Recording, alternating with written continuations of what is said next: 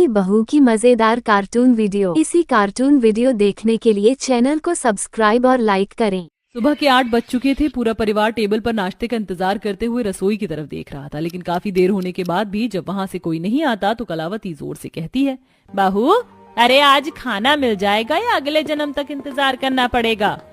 ये लीजिए खाना। इतनी भी क्या भूख लगी है आप लोगों को? अभी कुछ देर पहले ही तो चाय पी है सबने। बहू, कुछ देर को बहुत देर बीत चुकी है। ये क्या भाभी, इतनी देर लगाकर भी आपने बस सब्जी रोटी बनाई है?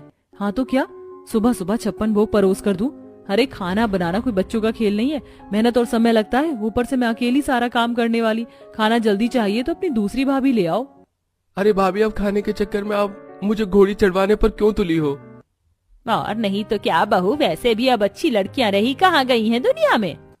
माँ, आप ढूंढना तो शुरू करो। वैसे भी ये नालायक अब शादी नहीं करेगा तो कब करेगा? अब तुम लोग खाने पर ध्यान दो, वैसे ही इतनी देर बाद खाना बनकर आया है। सभी मिलकर खाना के लिए रूबी नाम की लड़की को चुनकर धूमधाम से शादी करवाती है। शादी के अगले दिन ही जहां रूबी अपनी पहली रसोई की रस्म के लिए तैयार होकर बाहर आती है तो देखती है कि पूरा परिवार हॉल में इकट्ठा होता है। क्या बात है, आज तो आप सभी लोग बड़ी जल्दी उठ गए। हाँ भाभी, वो आज छोटी भाभी की पहली रसोई की रस्म है ना, इसलिए मैं आप लोगों के लिए भी चाय बनाकर लाती हूँ। अरे नहीं नहीं बहू, चाय तो सुमन बहू भी बना देगी, तुम तो बस खाना बनाने पर ध्यान दो।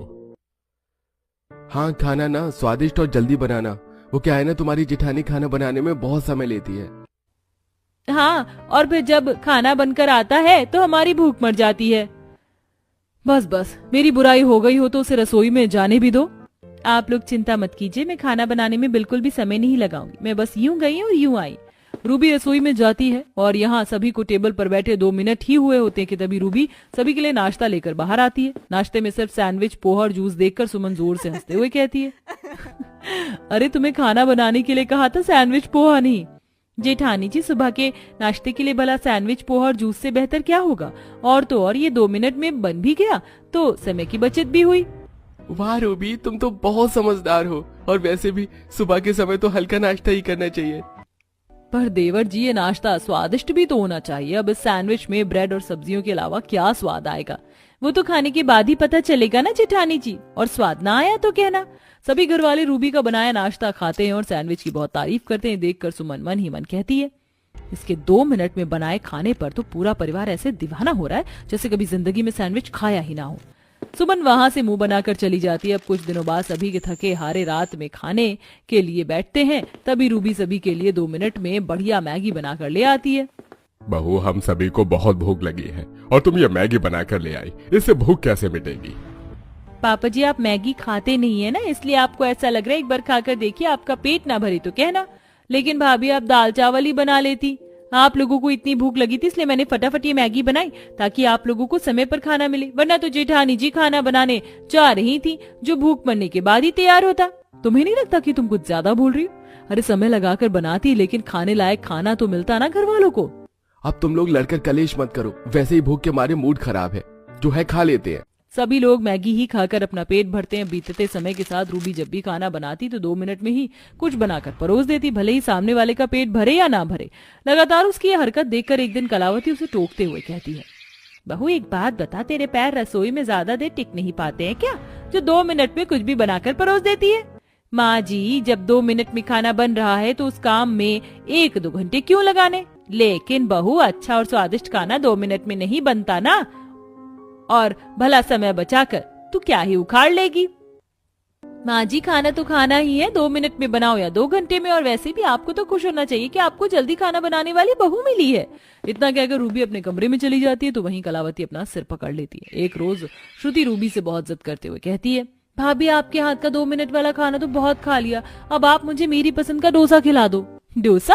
हाँ, मेरा बहुत मन है और मुझे आपके हाथों से बना डोसा ही खाना है। रूबी किसी न किसी बहाने से श्रुति को मना करने के चक्कर में रहती, लेकिन श्रुति के बहुत जिद करने पर उसे हाँ करना ही पड़ता। उनकी बातें सुन रही सुमन मन ही मन कहती है, अब देखती हूँ कि ये डोसा बनाने में इसे कैसे देर नहीं लगती। बड़ी आई 2 मिनट में खाना बनाने वाली। रूबी रसोई में जाती है तो पीछे पीछे सुमन भी जाकर दरवाजे पर खड़ी हो जाती है। रूबी परेशान होकर कहती है, हे भगवान, अब ये डोसा कैसे बनता है। अब मैं इन घर वालों को क्या बताऊं कि मुझे खाना बनाना नहीं आता, इसलिए 2 मिनट में जो बनता वो परोस देती थी। लेकिन आज इस डोसे का क्या करूं, ये तो 2 मिनट में बनता भी नहीं और मुझे बनाना आता भी नहीं। दरवाजे पर खड़ी सुमन उसकी सारी बातें सुन लेती है और अचानक ही अंदर आकर हंसने लगती है। अच्छा, तो मतलब तुम्हें खाना ही बनाना नहीं आता। वाह जेठानी जी, आप यहाँ देखिए, घर वालों को कुछ मत बताइएगा, वरना वो लोग मेरे बारे में क्या सोचेंगे।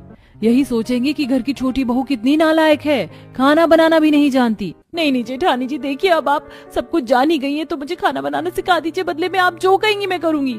ठीक है, लेकिन अपनी बात से मुकरना मत। अब सुमन रूबी की खाना ना बनना जानने की कमजोरी का फायदा उठाकर उससे खाना बनाना सिखाने के बदले में घर का सारा काम उसी से करवाया करती और उसे आराम करने का बिल्कुल भी समय नहीं देती। एक रोज कलावती सुमन से घर का राशन लाने को कहती है, तभी रूबी झट से बोलती है, माँ जी, मेरे होते हुए जेठानी जी भला क्यों राशन लाएंगी, मैं जाती हूँ ना। लेकिन बहू, तू अभी तो कपड़े धोकर आई है, तो क्या हुआ माँ जी, काम करते रहने से शरीर में फुर्ती बनी रहती है। माँ जी, अब ये करना चाहती है तो क्या दिक्कत है, करने दीजिए। दोनों देवरानी जेठानी का बर्ताव देखकर कलावती को कुछ ठीक नहीं लगता। साथ ही वो इस बात पर भी गौर करती कि रूबी का ज्यादातर समय अब रसोई में ही बीतता था। एक रोज वो दोनों बहुओं को बुलाकर एक पर्ची पकड़ा देती है। माँ जी, इतना सारा खाना ये बाहर से ऑर्डर करना है क्या? बिल्कुल नहीं, ये सारा खाना तुम दोनों को बनाना है। मेरी कुछ सहेलियां रात के खाने पर घर आ रही हैं, इसीलिए अभी से दोनों रसोई में जाकर ये सारा खाना तैयार कर लो।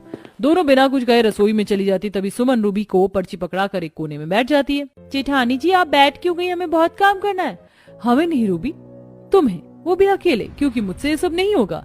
लेकिन मैं इतना सब अकेले कैसे बनाऊंगी? बनाना पड़ेगा, मैंने तुम्हें सिखाया तो है। और वैसे भी नहीं बनाओगी तो तुम जानती हो मैं माँ जी को सब सच बता दूंगी। अब रूबी मजबूरी के चलते चलते अकेले ही खाने की तैयारी में लग जाती है। 2 घंटे बीत जाने के बाद भी जब दोनों बहुएं रसोई से बाहर नहीं आती तो कलावती रसोई में जाती है, जहां वो दोनों की बातें सुन लेती है। जल्दी हाथ चलाओ, अभी तो 4 ही चीजें बनाई है तुमने, अब तो तुम खाना बनाना सीख गई हो, फिर भी धीरे धीरे हाथ चला रही हो। ये क्या हो रहा है? और छोटी बहू तो अकेले काम क्यों कर रही है? आखिर ये सब चल क्या रहा है? कलावती का चिल्लाना सुनकर रूबी उसे सब सच बता देती है। तभी कलावती सुमन को घूरते हुए कहती है, अच्छा, तो तू अपनी देवरानी की कमजोरी का फायदा उठाकर उससे सारे काम करवा रही है। बहू तो इतनी स्वार्थी कैसे हो सकती है? माँ जी, माँ जी मुझे माफ कर दीजिए, मैंने आपसे ये बात छिपाई कि मुझे खाना बनाने नहीं आता। तूने डर से बात छिपाई, लेकिन सुमन बहू, जब तुझे ये बात पता चली तो तुझे मुझे बताना चाहिए था, लेकिन तू तो इससे नौकरानी की तरह काम लेने लगी। माँ जी, मुझे माफ कर दीजिए, इसके 2 मिनट के खाने के चलते सभी घर में इसके गुण गा रहे थे, इसीलिए तूने इससे ऐसे बदला लिया। अरे माफी मांगनी है तो इससे मांग। रूबी, मुझे माफ कर दो, मैंने तुम्हारे साथ बहुत गलत बर्ताव किया, लेकिन मैं अब वादा करती हूँ कि आगे से ऐसा कभी नहीं होगा। रूबी अपनी जेठानी को माफ कर देती है, जिसके बाद दोनों मिलकर बढ़िया और स्वादिष्ट पकवान बनाती हैं और उस दिन के बाद से दोनों देवरानी जेठानी मिलकर रहा करती हैं और बिल्कुल भी झगड़ा नहीं करती।